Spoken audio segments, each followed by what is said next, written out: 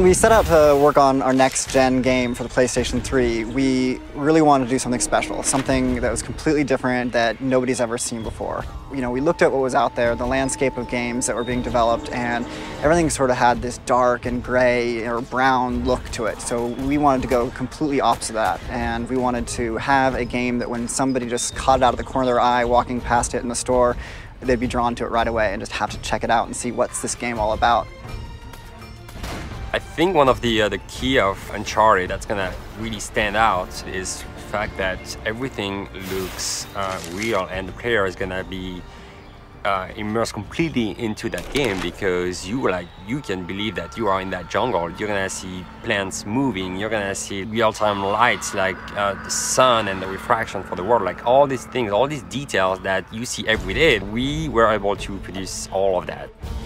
When we set off to make a brand new franchise, what we wanted to do was sort of embrace the action-adventure genre in its sort of classic form, but in a contemporary context. So we looked at a load of those matinee serials from the 30s, lots of chases, running around looking for treasure, unlikely allegiances with a whole crazy cast of characters, lots of narrow escapes and risky situations. So we took all of this stuff and then started to look at how we might be able to reinvent it for the 21st century. With the look of Uncharted, we wanted it to stand out from all the other games that are being developed of the next generation consoles. We wanted it to have this lush, organic feel. We didn't want to have the same gritty and dark corridors that so many of these games have you running around shooting aliens and fighting monsters in. We wanted you to be in this lush, tropical jungle that really immersed you and made you feel like you could feel the moisture in the air. It's a stylized reality, and there's a little bit of vividness in the colors that we're choosing, and everything's got this sort of larger-than-life quality. Naughty Dog has a legacy to try and put its mark in the art world and in games. So shapes and color both have a lot to do with the readability of an environment, leading the player into an environment, and how you're supposed to feel inside of that environment. So with the power of the PlayStation 3, we really felt like we could create environments that were believable and authentic. So we did a lot of research and tons of photo reference, but we also tried to put a twist on it and give it our own style. So our concept artists would take these photos and embellish them and really set the direction for the overall look of Uncharted. We invested a lot of time in our rendering engine to make sure that the differences in texture between a glossy palm frond and the rough surface of some stone would really be a good, clear read for the player and just lend all of this believability to the environment.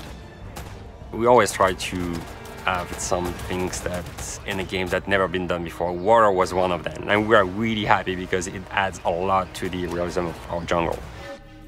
Whether it's ocean, whether it's a river, a stream, a puddle, a waterfall, we really wanted to make sure that, you know, water was everywhere and that we were going to try to display it in a way that was never possible before on a previous generation of hardware.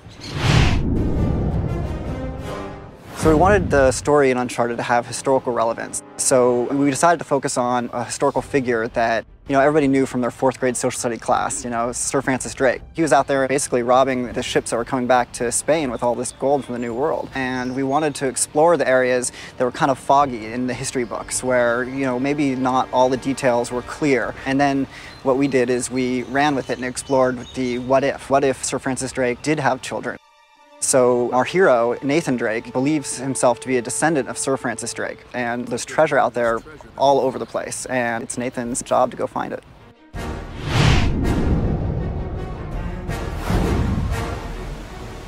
So the gameplay in Uncharted is unique. We really wanted to bring together elements that were in other games, but combine them in a way that you've never seen in a single game before. So we have 3 pillars of gameplay. We have our traversal or platforming mechanics that, you know, we've explored heavily in our past games in Crash Bandicoot and Jak and Daxter. But we wanted to combine that with some really fast action over-the-top gunplay and then mix it in with the hand-to-hand melee combat as well. A combination of mechanics and interactions that, you know, you really haven't seen put together in the same way ever before. My main focus on making Uncharted was gameplay, was how does the game feel? How does the game interact with the player? How does the world interact with the player? How enjoyable is the game? What's the fun factor on the game? And if it isn't fun, we try again. We come up with something new and and do it again. We iterated hundreds of times on almost every major mechanic in the game. Our first several attempts at Drake looked fantastic, just like the final product, but they didn't feel good. It has to feel like a Naughty Dog game. It has to be on a dime, responsive. It requires just a lot of back and forth between a programmer and an animator. Making games is not a science, and we don't have a magic formula. We just put in the hard work to make something good, and we just keep trying things until we find something that works.